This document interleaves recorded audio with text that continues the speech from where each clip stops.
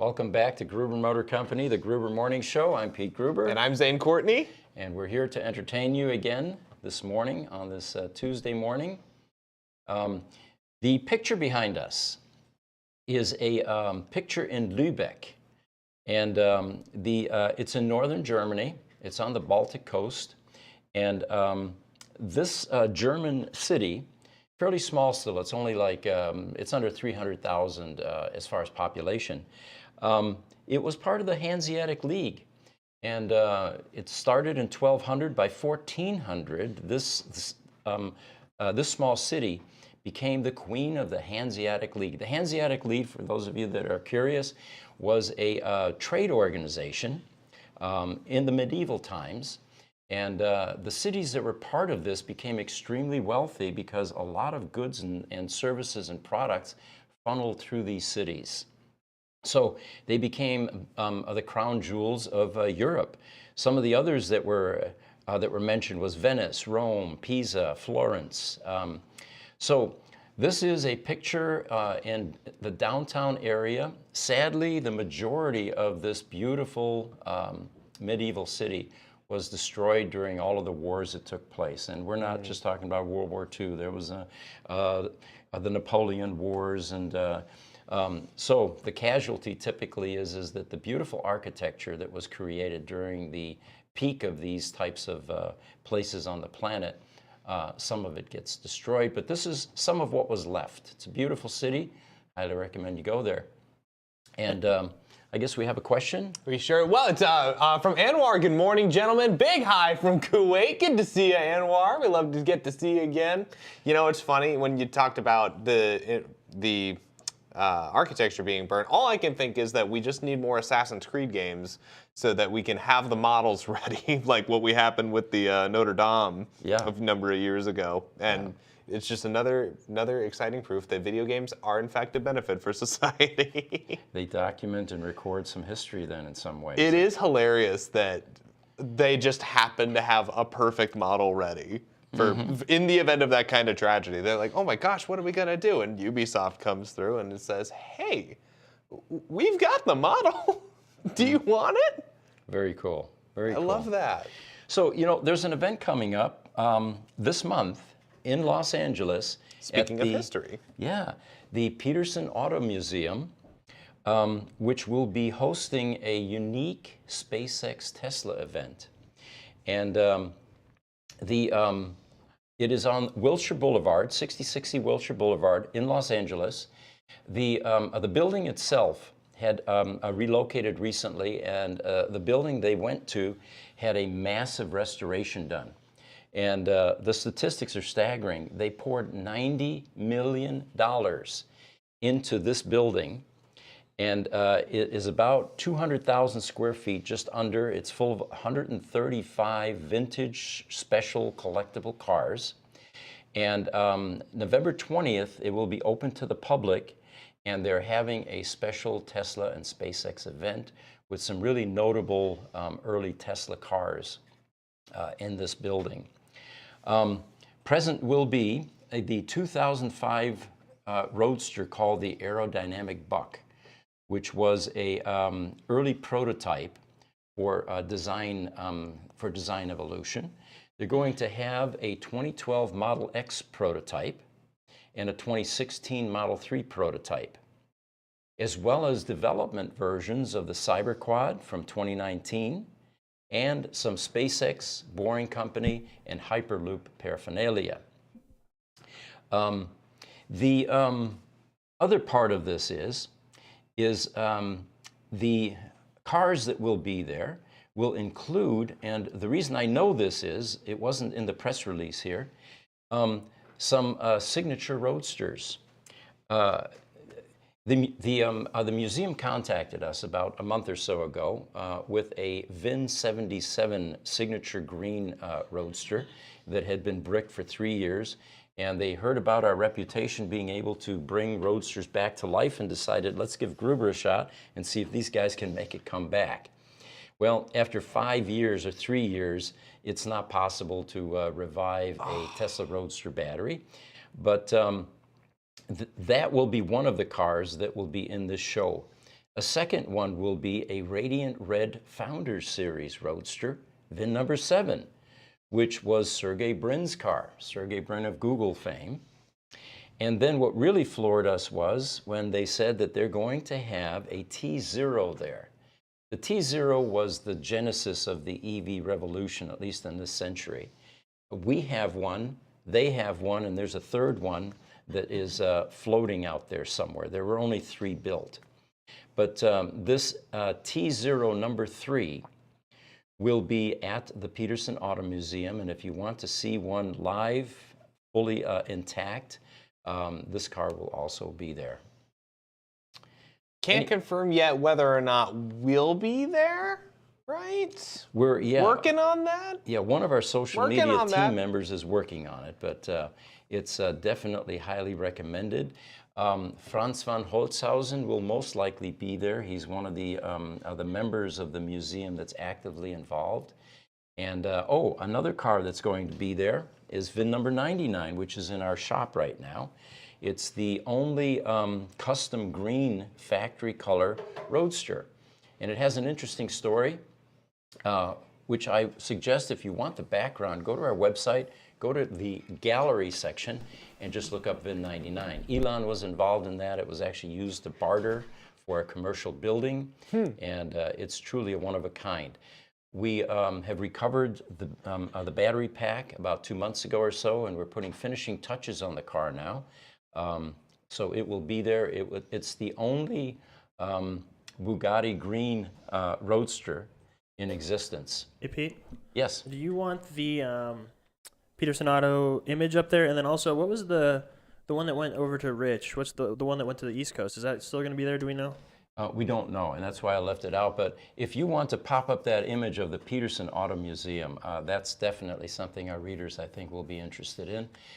What you're going to see is the results of a $90 million renovation. By the way, I pointed out to Zane earlier, 30 years ago, you could buy a skyscraper or a high-rise building in downtown Phoenix for $30 million. Right. So $90 million was quite a Or you could get expense. one of those. Look at that. It looks like Mordor. What you're seeing there is stainless steel ribbons that actually surround the building. The building itself is a bright red underneath all that stainless steel, and at night they illuminate the red building inside, so it plays with all of that stainless ribbon that goes around the building. Wow. That's beautiful. Look at that. I think the designers and architects nailed it. They wanted something futuristic, something that speaks automotive, and the thing really looks like a hypercar. It does. No, it truly does. It looks like the concept art for a vehicle that can't possibly exist. Yes. Yep. Quick from YouTube. Hi from Santee, California. What's up, Nalver? From Instagram, Anwar asks, in which state is this tower? Is the Tesla tower? What's the tower made for? I wonder if he's referring to the Anderson Museum. Oh, it could be the Anderson. Yeah, it's in Los Angeles, and for those of you interested in going to this event, opening November 20th, open to the public.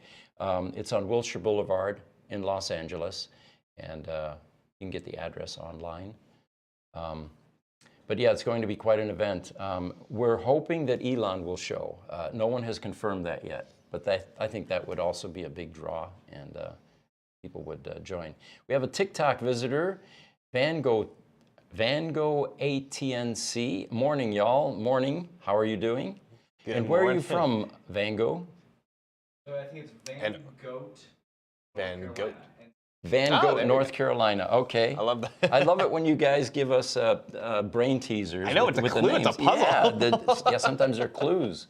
What we're going to have to do is get a mirror and see if it was done backwards, you know? I was going to say, anybody that's close to LA, this is especially fun for you guys so that you guys can get to check out this auto museum. It doesn't even look like a museum. I love that in Denver, actually, the art museum there's got a lot of different polygons that it plays with. It's kind of a neat design itself, but it's nothing like a pure stainless steel bird's nest. And you know what it reminds me of is the Beijing Olympics stadium that they had built Oh, in okay. 2008. You remember that? I do, yeah, vaguely. If we had, yeah, we could pop that up, I guess, if we get the image of that. Do a little side by side. Yeah. But From Van Goat, has anyone come up with a way to put out battery fires yet? Oh, firefighters. You know, it's an ongoing challenge, and we get asked this question a lot since we've had 2 fires in our GMC shops. They're struggling with it because when you concentrate that much energy into a package and it ignites, and water simply won't put it out, you know, reducing oxygen won't do a thing because it generates its own. They're very difficult fires to extinguish. So I'm sure the technology will continue to improve, but I think the next quantum leap in improvement is going to be in the batteries themselves. You know, why make a highly combustible battery when you have other options like graphene, for example? Right, right. So I think that is the future. For now, we have to live with the fact that we have combustible batteries and EVs that not only ignite from heat and fire, but also ignite from salt water, like we saw with Hurricane Ian, where highly corrosive salt water gets into the battery pack, creates shorts, creates heat, and the next thing you know, you ignite. And once you have a shop battery pack, you still have a nice car that you can keep for 25 years and put it in an auto museum. Right? Good morning from Ducati John. Good morning. Do you think Elon will ever allow all EVs access to superchargers? Probably. How about salvage Teslas? You know, it's already, it's already coming. The allowing of supercharger access to the other brands and other vehicles is well underway. And we all knew initially that by creating this massive network of charging capability, one terrific way to create a massive revenue stream is to open it up to other platforms. You know, these things are oftentimes underutilized, except of course in downtown LA where you've got a high concentration of people and you have long lines. But generally there is reserved capacity at these superchargers, and why not monetize that and allow other people to, or other brands to charge. The issue of salvage vehicles is still not available. And you know, Tesla's official reason is, since for years they didn't work on salvage vehicles, many of these vehicles have been worked on by backyard mechanics, and the safety protocols and the test procedures and you know, all of the production methods to get a car fixed like this were not applied by these individuals. So there's risk. They don't know what the functionality of this car is. Their biggest concern is you're at a supercharger and one of these hybrids that was repaired by some backyard mechanic is gonna ignites, and suddenly you've got a massive problem. I'm pulling it up right now. You guys will see it here in just a second. The non-Tesla supercharger pilot is active. Okay. And it's active all over Europe, it looks like. Oh, there we go. Europe is we already knew. doing Yeah, it. that had started back earlier in this year. November Last year. 2021, yeah. Yeah. So they're already doing the pilot, testing it, and then I'm sure they'll roll it out here. Because that's been the big controversy, is that why hasn't it come to the States yet? And maybe it's just because Europe does have a higher concentration. I think there's also somewhat of an economic move where they need to keep it exclusive for just a little bit longer so that they can figure out a proper way to move around those resources later. Because that tends to be the case where you kind of keep it exclusive for just long enough so that you build it out more elaborately, and then once it's big enough, then you can open it up. Because America is such a big economy that you got to be able to kind of accommodate for all these people, including the people who, whether or not they're going to drive a home-built hybrid into a Tesla supercharger, and how that's going to go, we'll find out, I guess. We'll find out. I think it was a brilliant move, opening it up, and looks like Oh it's yeah, well underway. absolutely. Yeah. So we've got another topic here that fascinated Jesse, actually, one of the people on our production team. He was telling me yesterday that they now have fruit picking drones. And apparently there's an element of AI involved in this, you know, the selection of, is the fruit ripe, that type of thing. And these things work 24/7. Oh, wow. They work at night, they work during the day. I guess the sensing technology doesn't require daylight. And but there's some cool images that we saw of these little robot drones that were actually flying in amongst orchards and selecting fruit to pick, and then with little suction cups attaching. I'm going to pop that up right now. You'll see it on your screen here in just a few seconds. That's wild. Yeah. That was a so it you know, again, we're living in an interesting time. I can't wait until we get production robots involved. Yeah, right. Doing the types of tasks that that human beings really don't relish doing. You know, I was just out in the Midwest on some video shoots out there on some cornfields, and I tell you what, it's not fun walking through soy at this Yeah? point. It's Why is very that? spiky. So they've got all these protective little spikes on soy. Yeah. And it's kind of like burrs, and they can kind of stick in you a little bit. It's not so bad, but it made me think. I'm like, farmers have been doing this for an awful long time, and yeah, you could strap on a pair of gaiters or just some thick jeans and be fine with it or whatever. But for the most part, you're going to be in a combine and being able to dig it up yourself. But the technology that they have for scanning the quality of these things, it's fascinating. They already have some technology to help grade certain kinds of grains and things like that while it's being harvested. So they have the data nearly immediately, and they're able to keep that data on hand so that they can make these really, really elaborate reports. So I guess these drones are built off of those grain reports that they already have, and they're able to, or not grain reports, but those farmer reports that they already have, and they're able to put that in a drone to give it a little suction cup Cool scanner. technology. That's fascinating. We have a question from a YouTuber, Nalver53. Yep. Hey, Nalver.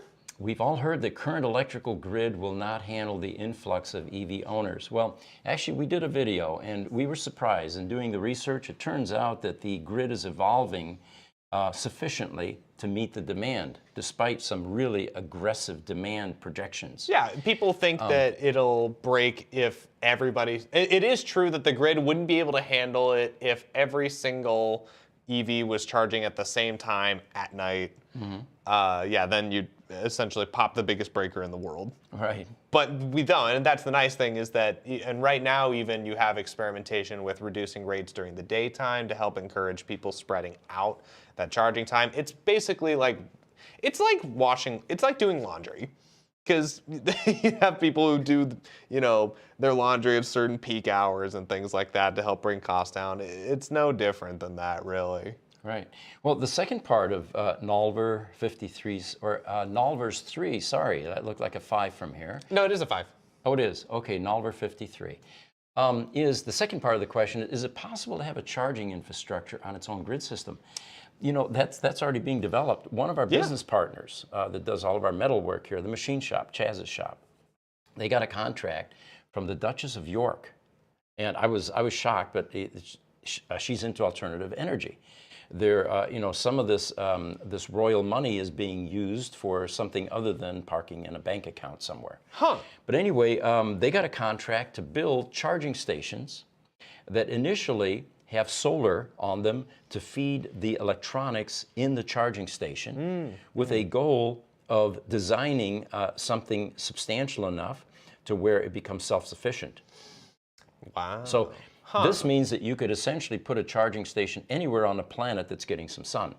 Right. So you're no longer tied to being needing to be near the grid, and of course, with with an internet connection through Starlink, you have a self-contained pod basically that can achieve all of that. So to answer that question, it's already being done, it's being funded, and you should start seeing some of these deployed. That's fascinating, because I know we've talked a little bit about the Rivian Adventure Network that's also going alongside the Tesla Supercharging Network and things like that, but each one of those I don't think is solar operated like that. So I guess that solar would be supplemental to having an actual off-grid. Well, I guess it would be its own capacitor that would be storing all that energy from the sun. So I see. So you would have it sitting there long enough to charge that battery, and then even if someone's sucking out, say 100 odd kilowatt hours per. Or what is it? 100 kilowatts an hour for a minute or two, being able to suck that thing out, but then the sun would be able to come back in, recharge that, and people can go on their merry way. Sure. And that's I'm assuming these are for more rural areas that's off grid intentionally, because by the time you get far enough from the city, you don't want to be on grid. Yeah, or it could be an expense thing, to draw that much power, like the interstate, system that they're now putting charging stations. it may that charging station selection may not be on a main power leg or sufficient power leg to to power that. But that's So where this inductive application- coupling could come in. I know Well, we've talked yeah, about yeah. We've got a lot of cool stuff. I feel like we're building the perfect system right now. So you got everything in the city, and then as you go out, you got some more inductive coupling. And then the further out you go, you've got these solar-powered chargers. I'm telling you, it's a good system. I think we got that figured out. So I saw an earlier question if any of us have been to SEMA. Have you guys been to SEMA? I have not. I've not either. It'd be so much fun to go. It would be, yes. And once we fund this podcast a bit better, we'll have a budget for those types of things, and we'll be able to travel. So, yeah, that's definitely There the we plans. go. You know, years ago, it was a different type of trade show that we used to go to 30, 40 years ago. There were large Las Vegas computer type events. And I can't even remember the acronyms. They always had long acronyms. Yeah, you know, right. yeah. But yeah, they were cool places. It was like the city changed for that week that they had that show going on, you know, and people came in from all over the world actually. That's awesome. But yeah, these automotive events, would love to go to some. A lot of good stuff comes out of those. A lot of futuristic products are displayed. Maybe that's how we'll get there. We got to start selling our own future products. Yep, yep. Our own sunglasses. I see you, Dragonfly, hiding behind sunglasses. Maybe we could start selling our own sunglasses. DragonflyCatToys.com. I think this is a spam comment. Yeah. Or maybe not. Fake discussions. Anyone there have a degree? I have a degree. It's not in EVs. I will admit that. I'm not a liar. But It looks like we're getting some. We're getting attacked a bit this morning, which is great. hey, Yeah. Yeah, we need you know what? naysayers I'm too. here for all of that because it's like, look, because that's where the discussion can open. Fair enough. It is more fun when the discussion is about, you know, a certain critique of the EV ecosystem, if you want to call it, because it's fun to talk about. It's Sure. fun that's way more fun. Do you know, one of the things I did this week was I started to look at some of the Quora questions. You guys are familiar with Quora. You know, you get to ask a question, a whole bunch of people chime in typically. It's like the internet's frequently asked questions. Yeah. But what I found is that sometimes these questions are being answered by people that actually do know what they're talking about because they work for the company that the question's being asked about. Yeah. And I've got some Tesla people that chimed in. This particular one was not a Tesla employee, but the question was, why is Tesla better positioned to survive than other automakers? That is a good question. Well, one of the stats that he's claiming is that in California, Tesla sells more sedans than any other manufacturer. He adds, they don't have to deal with dealers, nor out-of-date production lines, or suppliers that can't get up to speed with technology. Tesla does a lot of this on their own. And he says Tesla survived the first 10 years and is now growing at 100% per year. The rest of the legacy automakers are selling fewer and fewer cars. So when Tesla comes out with trucks, pickups, city cars, it will be all over for the rest of them, is his opinion. Yeah, I could see that. He does speak, though, about a looming concern at this point, which is batteries, getting enough batteries to meet their tentative production schedules. All of the EV manufacturers have that threat at this point. But Tesla, unlike the majority of them, is moving into being the biggest battery maker in the world.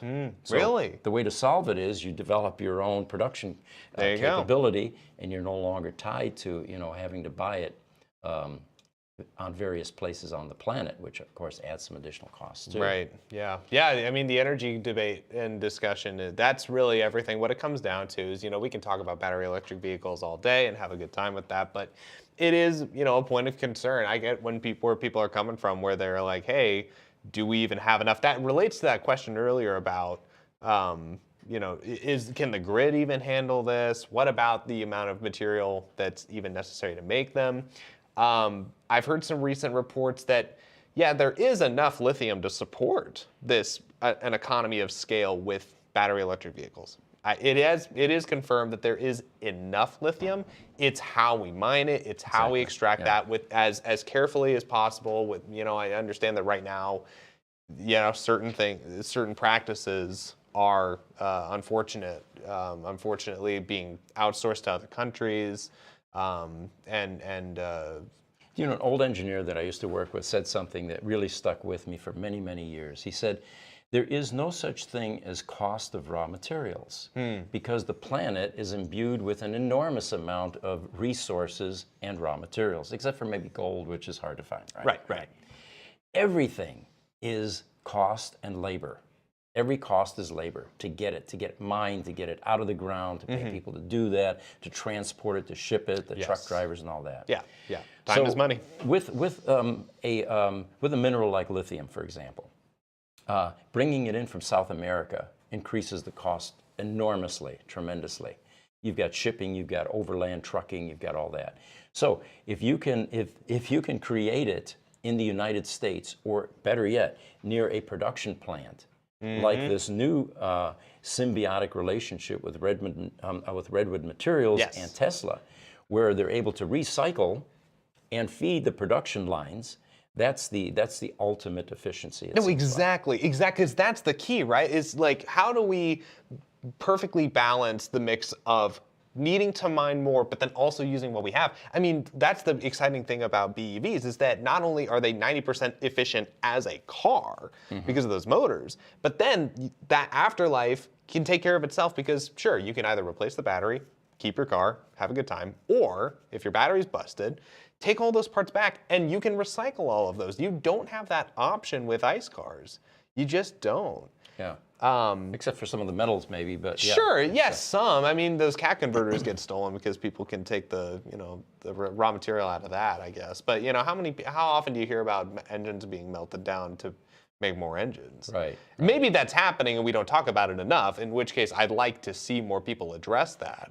Because right now in the EV space, we're all confident in the battery ecosystem, where we can recover all that material, make more batteries, so that we don't have to mine as much.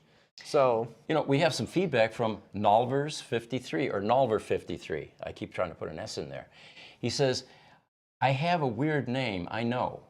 When I was making my YouTube channel, I happened to have my wife's Revlon hairdryer in front of me in the Target bag. So now get this. So I just reversed the name and added 53. Yeah, Herbie the Love Bug. That's I'm full of he's stories. 63. Yeah, never. Yeah, I'm full of stories. That's awesome. I remember one day, I was just barely a teenager, and I had got, it was my first job basically, and I was out at it was a construction site. And I started to talk to the owner of this construction company. I was always fascinated by people that had started a business. And I said, "How did you come up with the name Wembley Construction?" Because his name was something completely different. He was an Italian guy. I don't remember his name, right? And he says, I was sitting in my lawyer's office one day, and we were trying to come up with a name. And I'm kind of absentmindedly flipping my tie, and I look at the back of my tie, and it says Wembley. And I said, "That's the name."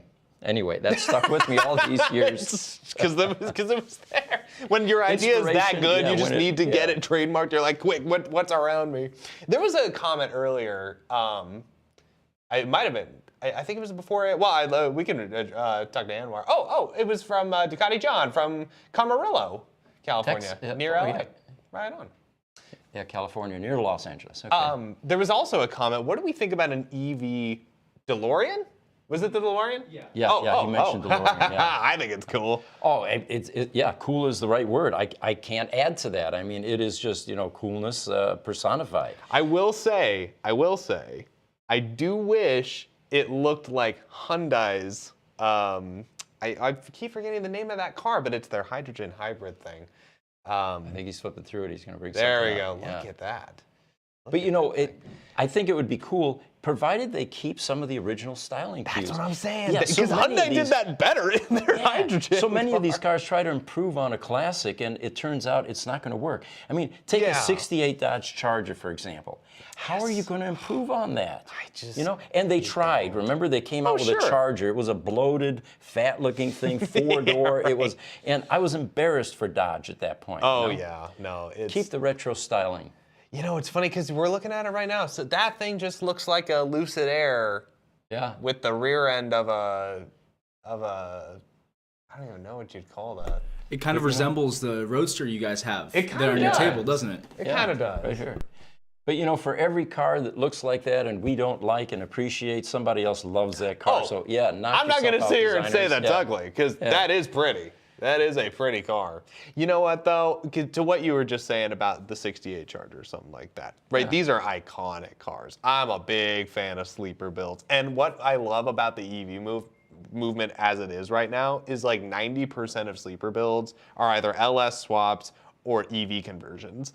And I think it's so cool. There's a guy in Denver who made an EV swapped, I don't think it's the Charger. It might have been I want to say a Barracuda. I could be wrong. There's a couple of videos about it. But it's a full EV swap for a supercar. Because you've got all that room in those old muscle cars in the front to put all that stuff. So you can balance it out. But anyway, it is hilarious how much more life you can give those things. And you already have that just clean, classic look. Yeah. But with all the performance that you could want out of an EV. Awesome stuff. All right, so a former quality technician at Tesla, Ed Post, throw his name out there. He posted this on Quora. The question was, will Tesla ever exceed production expectations? Of course, a lot of people are chuckling because overcommitting and underdelivering generally comes to mind. Yeah. So he says, Elon delights in setting absolutely insane goals to motivate his people. Now, bear in mind, this is not an opinion from some outsider looking in. This is somebody that worked there. Right. Probably rubbed elbows with Elon, all right? What comes out of the process usually does not meet the goal he sets. He says Tesla production has grown by close to a factor of 2 every year since 2012. This is insane. No company can double every year. Amen. Amen. Just hiring and training people at that pace is difficult, and then putting production lines in place, debugging them, is equally difficult. He says, imagine your boss saying, okay, this year we're going to build more cars than we built in all of the previous years combined, and somehow you pull it off. And then he says the next year and the next, he wants that again and again and again. Just unreal. And So- we're talking about cars, you know, with like cell phones. I know Apple got some of that criticism a long time ago where it's like, how could you possibly make this many iPhones? Right. Well, these are cars. These are not small items. This is a much more complicated production process. That's unreal. From Danny Light on YouTube, actually, and somewhat related. What type of diagnostic equipment do I need to buy to fix Teslas? I'm a mechanic that's looking to get into Tesla repair. Any suggestions? Well, it depends on what type of Tesla. If you're trying to get into roadsters, which I don't believe you are because there's so few of them left and you're not going to be able to create a business around that. I'm assuming that you're talking about the later platform cars. There is a subscription available from Tesla for Toolbox, and Toolbox is their user-friendly software package that gives you a lot of diagnostic data about what's going on in the car. The documentation that comes with it is virtually non-existent, so it's going to be a do-it-yourself and learn on your own type effort. But that's probably one of the first things that anyone breaking into or wanting to break into Tesla repair would need. The other suggestion I have for you is if you really want to start a business working on Teslas, see if you can find yourself a Tesla-trained technician, and that will get you started. That's really cool. That is cool that some of them are willing to do that. Because especially with Tesla's exclusivity on that material, it's nice that at least some people are willing to work with that. Well, and you guys have done a phenomenal job. I've noticed that you guys exposed that Tesla's operating system is Linux-based. Yeah. It's open source. And you can answer this, like, is that something that's been advantageous for you guys trying to fix them because that software is open source? And for those of you who don't know, open source just means you're able to go into the code that builds that operating system and look at it, tweak it, do what you want with it, and nobody will be too mad. So is that something advantageous for someone like our friend trying to get into the Well, it does repair simplify business? things. You know, you don't have to buy software licenses from Microsoft or Adobe and you know, have that additional expense. But in the EV world, the fact that Linux is the dominant language is definitely a plus. There's no doubt about that. Yeah, especially as cars get more computerized, Linux is definitely becoming. I mean, it's always been there, but to me, I was having a conversation with a buddy of mine who's an engineer actually last night about this, and both of us agree it is really cool, the idea that if cars do become computerized, let's get them to look more like the desktop PC that people can build themselves and just throw a bunch of parts together, download their operating system, buy the license, and it works. Well, that's an interesting thought. I yeah. think Build that's your own, yeah. especially because people are so concerned with the kind of the iPhone car where you can't do anything to it, you can't fix it yourself, you can't really treat it yourself, you have to take it into specialists, and there's some advantageous aspects to that. We see that with Tesla, who has that kind of philosophy right now, mostly because these battery packs are big. And it takes professionals like yourself and like other Tesla technicians to actually work on that. But, I mean, in the future, hey, why not open that up a little bit? Why not get more people working on these things? And hey, building them yourself and making it simple enough the same way that we already make computers simple enough. Sure, there's a big aftermarket effort that is just poised and ready to launch into this market. Like we spoke a number of times about being able to tune your EV. Yes. It's about software, and it certainly is doable. So that's an encouragement for any of you guys who know coding. I don't know that much. I have very limited experience in coding. If you had asked me, 2 years ago, I can make you a very, very bare bones website with some Python. Nowadays, I can just read it. I can't speak the language. Really quick, Pete. So, in response to Danny Light, you had said that find a technician to study under. Basically, he asked a little bit later, do we give tours of our shop? Can he take a tour? Oh, absolutely. We give tours daily, literally, guys. Some days more than twice or 3 times a day. Every customer that comes by, I encourage them, hey, do you want to see what's going on out in the shop area? As we really grow much, much larger, insurance requirements are going to dictate that we can't really allow people to wander through the production areas. But for now, at least, people come by. They come from out of the country. They come from within the United States or just locally here. And we take the time to take them through and show them how we repair these cars and what's involved. Really cool. That's so cool of you. They're fascinated by it. Yeah, I think we have a tip here as to how to answer the "Why do you wear sunglasses?" question. Oh, here we go. From TikTok, Dan L196. He says, just tell them the future is so bright, you got to wear shades. All right, exactly. That's one of our new comebacks. We got to get that on a shirt. From Milan on YouTube, is there a solution for Tesla S LED headlights whose DRL doesn't work? What do you mean by DRL? I'm not sure what he's referring, what that acronym is. Maybe, is there a prevailing problem with Tesla S headlights? Do you know anything about that? For us, we see failures, we see burnt out bulbs, we see water ingress. But yeah, he may chime in and, oh, wait a minute, we're going to bring up something. The LED DRL.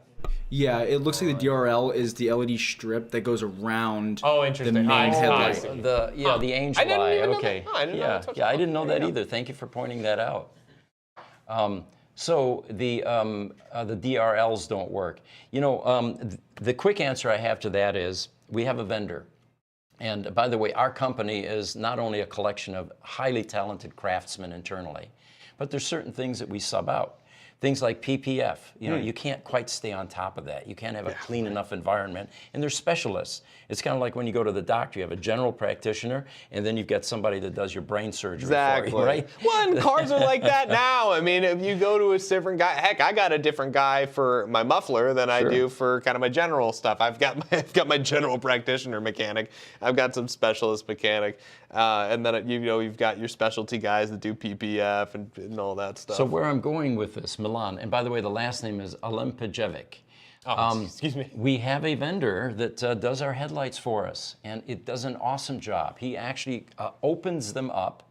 He's able to close them back up and make major improvements so they no longer get water ingress.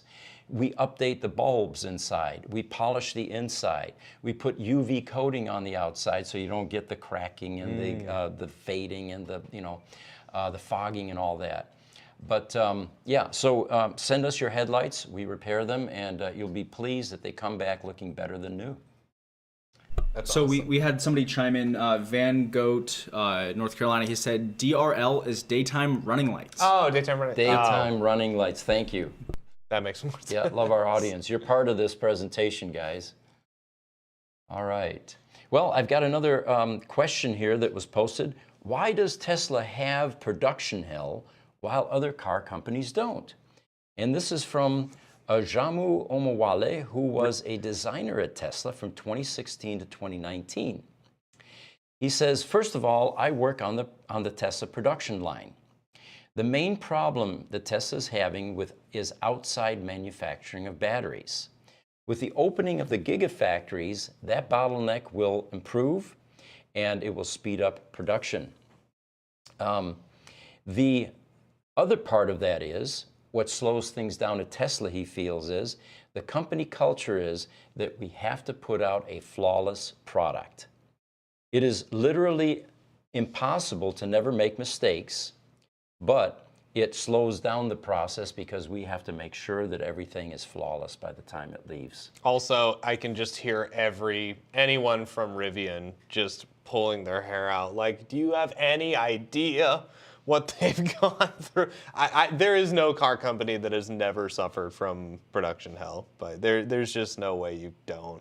And you compound that by the fact that these new upstarts have new staff. Right. They don't have mature production processes. They don't have mature quality control processes. As I've said all along, if you want an absolutely flawless car, you need to go to a company that has been around for decades, that has been able to nail all that down. And that's not going to be Rivian or IO, Neo, or even Tesla in some cases. No, it'll be Remember the paint and Ford, body it'll and the be- fitment Yeah, issues that they were right. complaining about? Oh, yeah. Yeah, panel gaps being a big problem. Yeah. But it's funny because it's like even Legacy Auto has always dealt with production hell to a big capacity. Right now, actually, we're going to see that a lot more because so many of them are having to overhaul their systems to accompany more EV production. And that's a big change. And the reality is, I feel like there's a strange false expectation that we have of any new company. It seems like we have this expectation that if they're bold enough to get started, that they have to have everything done perfectly to do it. Like as if everything could be so perfectly calculated to get started. And that is just such a false assumption. Rivian's actually been around for 10 years. It's only recently that they've been able to make production cars available for the consumer market. But it's still taken them 10 years just to have their name out. I mean, and this is a brand new company. You have other issues, vendor relationships. Sure. Some of these mature companies have had vendor relationships for decades. Right. And they've weeded out the companies that weren't able to perform. These new companies are at the mercy of going out and recreating that supply chain. Right. And it's not Pete, easy. one of the things you said too, I think related to the Roadster, right, was that the small production runs can be an issue too for the things that they're making. I was just talking to one of the founders of Tesla actually Sunday night, and we were talking about that very thing. There's a problem with the Roadster key fob, and the key fob is actually a two-part process, or a two-part assembly. You have a transponder receiver, and then you have the fob itself. The vendor that they ended up selecting was not one of the mainstream vendors. And the reason is a company that is only going to build 2,400 vehicles is not going to attract the big companies who have huge minimum order requirements. Right. It's going to be these smaller companies that just want to get in the game. They just want to have their name. And I feel like it's, a company should work with a company proportionate to itself for the most part. I mean, it works better for everybody to have that kind of, because it's like people in a lot of ways, where you work well with people that are, sort of in the same spot as you are. And that's the beauty of getting to, obviously meet new people, because you get to, you have this new breadth of experience. You have all this, you're able to build your own reputation, things like that. Car companies are no different. And you end up weeding out vendors. Exactly. Initially, they give you stellar performance, and then they get lackadaisical, and you may have to change vendors again. Right. We've gone through that with some of the vendors we were using. PPF vendors, for example. So eventually, you get a consistent result. And the other thing I wanted to say about that is there's certain things that evolve too rapidly. Things like audio systems in a car. So yeah, we could do audio systems and install those in-house and do the research.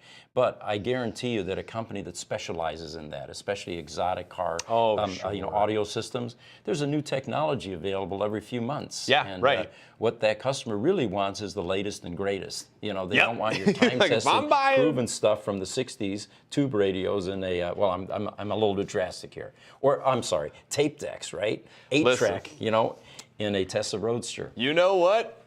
I wouldn't be mad if it had one. That'd be pretty cool these days. It'd be a true retro. Have some retro, pure retro mod. That'd be awesome. So here's a question in Los Angeles, or from someone who lives in Los Angeles: is Tesla's Cybertruck a serious product? Yes, Yes. it has to be at this point. Yeah, but obviously the Cybertruck is an early version. As this truck moves into production, they're going to have to add things to it, such as rear view mirrors. Did you notice there aren't any on the car, unless we go electronics and you've got screens inside and all that? A lot of EVs now do have just cameras there instead of regular mirrors, but they at least look like rear view mirrors. I've seen that on the it's on the Ioniq 6 actually. Are there? Yeah, they've got the little cameras. And then there are mandated safety things like crash bumpers. If you look at the Cybertruck, it really doesn't have anything that would protect it from a collision, at least like a crash bumper. That was another thing that made them have to go back to the drawing board, because they had I can't remember if it was some regulation or whatever it was. They looked at the angular design and they're like, yeah, that's just not gonna work out in an accident. And it's like, maybe not. But now what are you going to do? The other thing that they're talking about is the amount of pre-orders. I guess they've exceeded 200,000 pre-orders for this Cybertruck. That's how many people want this thing. Hey, Pete. Yeah? Just so you know, we are at about 52 minutes. 52 minutes. Okay, so we're going to be wrapping up here shortly, so get your last questions in. The final thing about this comment was they did the same thing with the Model S. They took pre-orders, and everyone wondered if this car would actually be produced. And as you notice, Tesla does eventually produce these vehicles, so we can put that concern aside. Another interesting statistic, the Cybertruck is a practical size, it says. It's just about exactly the same as a Ford F-150 crew cab. That's pretty big. All critical dimensions are within inches of the F-150. And, but not unlike the F-150, the Cybertruck is made out of thick stainless steel. And with a 1 million mile design life. The cool thing about the stainless steel body is it will never rust. And if you don't paint it, it's not going to need any paint. So you could have a lifetime truck here. It will look new, as they say here, 50 years after being parked outdoors. I'm wondering if that has anything to do with the stainless steel on the new Peterson Museum. Oh, most likely, yeah. I wonder if there's something to this, where it's proof that there's enough of the material to go around that we can make an elaborate design building out of the same stuff, and you can trust it to hold up an exquisite building. Why not trust it for your truck? You know, the opposite approach is some designers feel that a patina is advantageous, and if they made it out of steel, it would eventually rust and get a nice patina. If they made it out of copper, you know, you would get that patina that copper is famous for. The green. You like intentionally letting it oxidize a bit. All right, we've got some final questions here that we can entertain. Let's see. Darren says, "Hey guys, what's up, Darren on YouTube?" There's a comment on, there's a political question in there. I think the extent to which we'll talk about politics on this show is going to only pertain to the EV related. Now there are, certain things that probably have something to do with the economy as far as EVs go, and I think that's most of the politics behind it is, how did that get managed? But there's. Well, I think what Darren's pointing out is, and this is EV related, is that if the Republicans win, are they going to make life difficult for EV manufacturers? It seems to me that the Republican agenda is to begin to curb spending.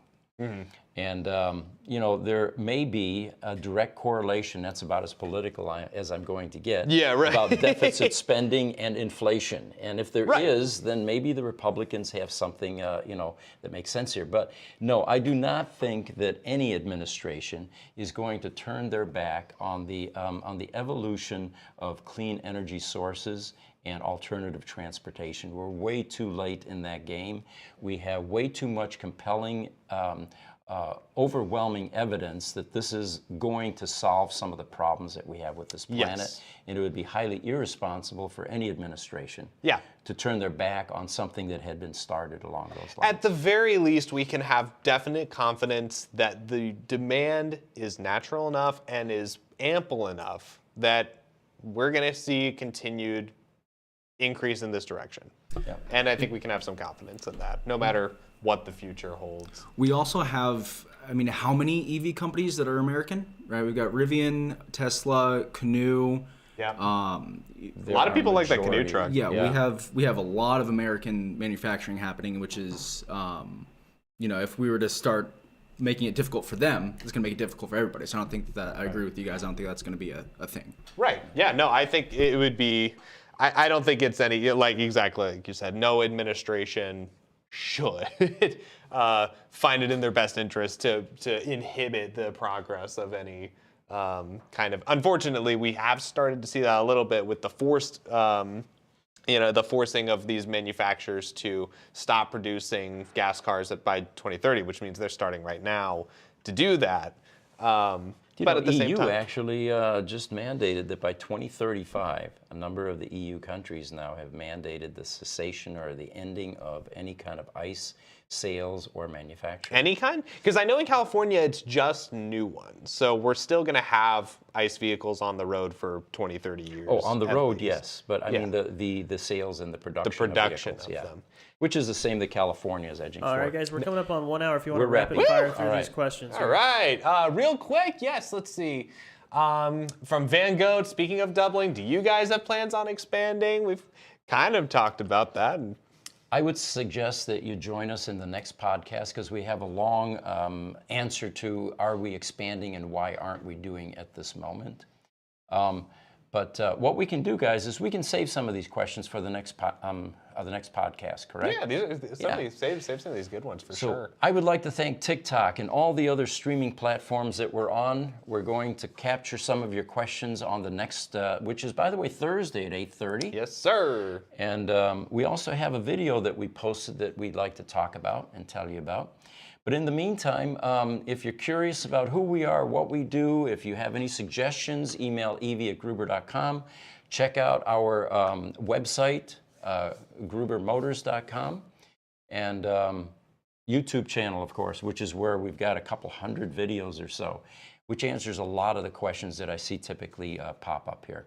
And hello, there was one comment from Austria. Hello to Austria. Great to see you. Thank you so much for joining us today. This is a great talk. Yeah. So again, we will see you Thursday at 8:30. I'm Pete Gruber. And I'm Zane Courtney. Thank you for joining us.